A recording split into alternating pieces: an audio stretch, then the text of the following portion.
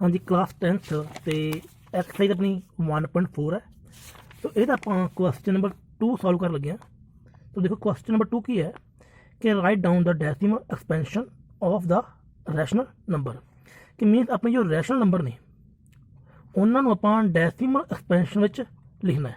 Okay, in question first above which have terminating decimal expansion, कि mean जो question number first है ये ਜਿਹੜੇ ਆਪਣੇ ਟਰਮੀਨੇਟਿੰਗ ਡੈਸੀਮਲ ਹੈ ਜਿਨ੍ਹਾਂ ਨੂੰ ਆਪਾਂ ਪਹਿਲਾਂ ਸੋਲਵ ਕੀਤਾ ਹੈ, ਤੇ ਜੋ ਆਪਣੇ ਟਰਮੀਨੇਟਿੰਗ ਹੈ ਨਾ ਉਹਨਾਂ ਨੂੰ ਆਪਾਂ ਡੈਸੀਮਲ ਐਕਸਪੈਂਸ਼ਨ ਵਿੱਚ ਲਿਖਣਾ ਹੈ। ਓਕੇ, तो देखो जो आप सम सॉल्व कर लगे हैं कि फर्स्ट सम देखो अपना 13/3125। सो ये सम जो ये क्वेश्चन अपना ये की सी टर्मीनेटिंग। सो ओके, सो टर्मीनेटिंग आप हम एज अ डेसिमल एक्सपेंशन में लिखना है।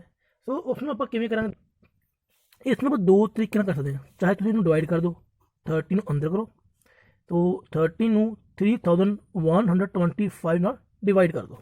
ओके, चाहे तुम इंज कर दो, चाहे तुम इनू प्राइम फैक्टर डिनोमीनेटर के प्राइम फैक्टर बना के सॉल्व कर दो। सैकेंड तरीका देखो की है 13 बाय जो आप क्वेश्चन नंबर फर्स्ट ये प्राइम फैक्टर बनाई थी इसके वो किसी 5 की पावर 5। ओके, सो देखो टर्मीनेटिंग लिए आपको की है कि जो डिनोमीनेटर ना वो 2 and 5 की मल्टीपल 2 and 5 की मल्टीपल होना चाहिए जो डिनोमीनेटर है। ओके, इट मीन जिन्नी पावर 2 की है उन्नी पावर 5 की हो, मीनस कि इन्होंने दोनों की पावर अपनी की है सेम होनी चाहिए, इन्होंने दोनों की पावर। ओके, सो देखो 13 डिवाइड 5 की पावर 5। सो आपां 5 के नाल 2 भी चाहिए, सो आप करेंगे 2 की पावर 5 नाल अपने कोलों मल्टीप्लाई अपने कोलों ही इनू डिवाइड लिख देंगे। ओके, सो देखो 13 इंटू 2 की power 5 by, so power same है बेस अलग अलग, सो इनू आप लिख सकते हैं 5 इंटू 2 की पावर 5। ओके, सो इस तो बाद 2 की पावर 5 अपना आंसर आएगा 4 8 32। Okay, so it mean 13 multiply 32 divide by 10 की पावर 5। सो 13 इंटू 32 इसका आंसर आएगा 416 डिवाइड बाई, सो 10 की पावर 5 है, इट मीन 1 के नाल अपनी 5 0 आएंगे। ओके, सो 5 0 मतलब ਆਪਾਂ ਨੂੰ ਹੁਣ 1 ਦੇ ਨਾਲ 5 0 है नीचे। सो ਹੁਣ ਉੱਪਰਲੇ ਨੰਬਰ ਦੀ ਹੈਲਪ ਨਾਲ ਡੈਸੀਮਲ ਤੋਂ ਬਾਅਦ 5 ਨੰਬਰ ਹੋਣੇ ਚਾਹੀਦੇ ਆਪਣੇ 5 ਨੰਬਰ। Okay, 5 digit. सो आप इन स्टार्ट करते हैं 6 1 4 0 एंड 0। सो ये अपनी की है डेसिमल एक्सपेंशन। सो देखो सेकंड पार्ट 17/8। सो ये सम भी अपना टर्मीनेटिंग थी।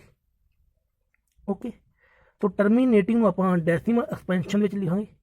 सो 17/2 की पावर 3। ओके, सो आप फर्स्ट सम में गल की थी कि 2 ਤੇ 5 दोनों इकट्ठे होने चाहिए। ओके, 2 and 5 दोनों इकट्ठे होने चाहिए। तो जिन्नी पावर 2 की होगी उन्नी पावर 5 की। ओके, सो इतने 2 की पावर 3 है, सो आप 5 की पावर 3 ना कोलों मल्टीप्लाई और कोलों ही आप डिवाइड करेंगे।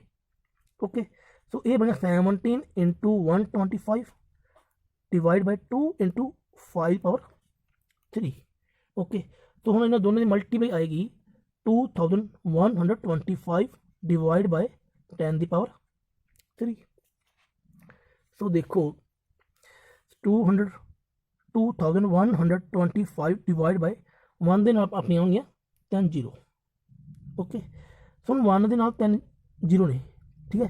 तो उपरले नंबर में आप 3 डिजिट बैक साइड तो 3 डिजिट छड्ड के डेसिमल लगावांगे, ये 521.2। So it is answer. Okay, and third part देखो 64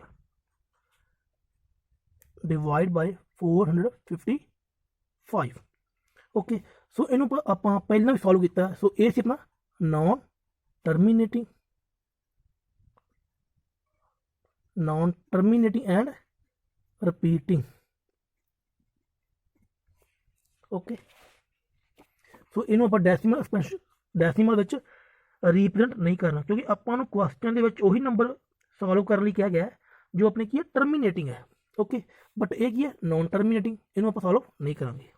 ਓਕੇ ਸੋ ਸਮ ਨੰਬਰ 4 ਦੇਖੋ 15 डिवाइड बाय 1600। ओके सो देखो हम आप बनावे ये अपना की टर्मीनेटिंग है।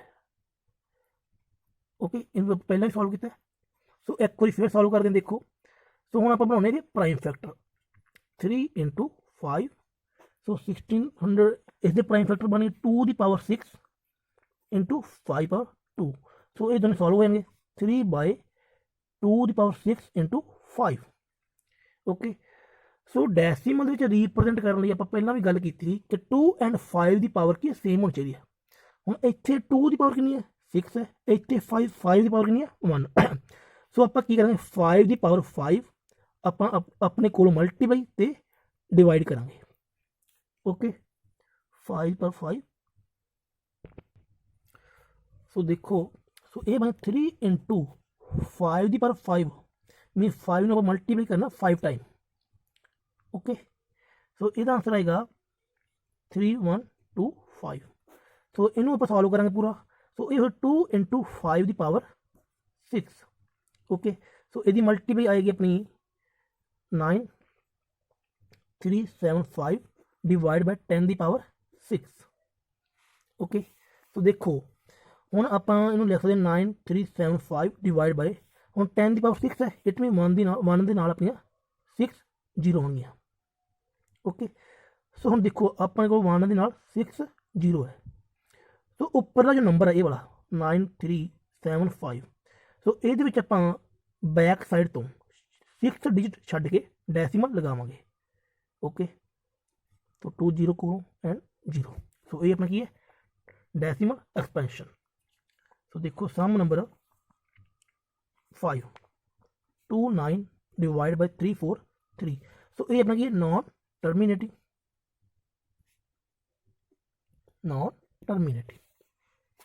एंड सम नंबर 6 देखो 23 डिवाइड बाय 2 दी पावर 3 एंड 5 पावर 2। ओके तो देखो ये अपना क्लीयर पता लग रहा है 2 एंड 5 दोनों की है मल्टीपल हैगी है। बट दूजी गल आप ये भी ध्यान च रखनी होंगी है कि जो अपने जो रैशनल नंबर ने इन्होंने दोनों का कॉमन फैक्टर की 1 होना चाहिए। ठीक है सो ये ऑलरेडी इन्हों का कॉमन फैक्टर 1 है। बट हम गल की है कि 2 एंड 5 सो इन्हों दोनों की पावर की है सेम होनी चाहिए। तो देखो 5 की पावर एक घट है अपने को सो 5 की एक पावर जो घट है उन्होंने आप आपके कोलों मल्टीप्लाई से डिवाइड करांगे। सो इसका आंसर आएगा 23 मल्टीप्लाई 5 115 एंड 2 × 5 की पावर 3। ओके सो देखो 115 डिवाइड बाय 10 की पावर 3 सो डिवाइड बाय 1 सो 1 ਦੇ ਨਾਲ ਆਪਣੇ ਕੋਲ 1 ਦੇ ਨਾਲ 3 0 ਨੇ 1 ਦੇ ਨਾਲ 3 0। ਸੋ ਹੁਣ ਆਪਾਂ ਜੋ ਉੱਪਰ ਦਾ ਨੰਬਰ ਹੈ ਇਹ ਵਾਲਾ 115 ਇਹਦੀ ਬੈਕ ਸਾਈਡ ਤੋਂ 3 डिजिट ਛੱਡ ਕੇ ਡੈਸੀਮਲ ਲਗਾਵਾਂਗੇ। सो ये अपना आंसर की 0.1115 0.1115। ओके जो सम नंबर 7 है ये तो मैं क्लीयर पता लग रहा है नॉन टर्मिनेटिंग है, इन्होंने पहले सॉल्व किया। सो इन्हों आप सॉल्व करने की कोई जरूरत नहीं। सो सम नंबर 8 देखो 6/15। ओके सो पहला आप इन्होंने दोनों बनावे prime factor 3/5 so cut it so ये 2/5। सो देखो अपने कोल डिनोमीनेटर 5 है बट 2 नहीं है 2 नहीं है तो 2 ना कोलों मल्टीप्लाई कोलों आप डिवाइड करेंगे तो यदा आंसर आएगा 4/10। सो उपरला जो नंबर है ये बैक साइड तो एक डिजिट छड्ड के आप डेसिमल लगावांगे। Okay and some number 9 35/50। So ये दोनों कॉमन टेबल 5 है सॉरी आप थोड़े बिल्कुल इस तरीके करेंगे 35/50। सो 35 फैक्टर बने 5 × 7 एंड 50 बनेंगे 2 × 5 × 5। सो 5 और 5 कैंसिल सो 7/2 × 5 ਓਕੇ, ਸੋ ਦੇਖੋ ਜੋ ਆਪਣੇ ਕੋਲ ਰੈਸ਼ਨਲ ਨੰਬਰ ਹੈ ਇਹ ਵਾਲਾ 7/2 × 5, ਸੋ ਉਹ ਇਹਦੇ ਵਿੱਚ 2 ਐਂਡ 5 ਆਪਣੇ ਕੋਲ ਆਲਰੇਡੀ ਹੈ ਤੇ ਇਹਨਾਂ ਦੀ ਪਾਵਰ ਵੀ ਕੀ ਹੈ, ਸੇਮ ਹੈ। ਸੋ ਇਹਦਾ ਆਨਸਰ ਹੈ 7/10। ਸੋ ਇਹਨੂੰ ਆਪਾਂ ਡੈਸੀਮਲ ਫਾਰਮ 'ਚ ਬੜੇ ਆਰਾਮ ਨਾਲ ਲਿਖ ਸਕਦੇ ਹਾਂ 0.7। ਓਕੇ, ਐਂਡ ਨੈਕਸਟ ਦੇਖੋ ਜੋ ਲਾਸਟ ਸਮ ਹੈ ਇਹ ਵਾਲਾ, ਇਹ ਆਪਣਾ ਕੀ ਹੈ, ਨॉन टर्मिनेटिंग। ਸੋ ਇਹਨੂੰ ਸੋਲਵ ਕਰਨ ਦੀ ਕੋਈ ਜ਼ਰੂਰਤ ਹੀ ਨਹੀਂ। ਓਕੇ, ਸੋ ਇਸੇ ਤਰ੍ਹਾਂ ਆਪਣਾ ਐਕਸਰਸਾਈਜ਼ 1.4 ਦਾ ਕੁਐਸਚਨ ਨੰਬਰ 2 ਕੰਪਲੀਟ।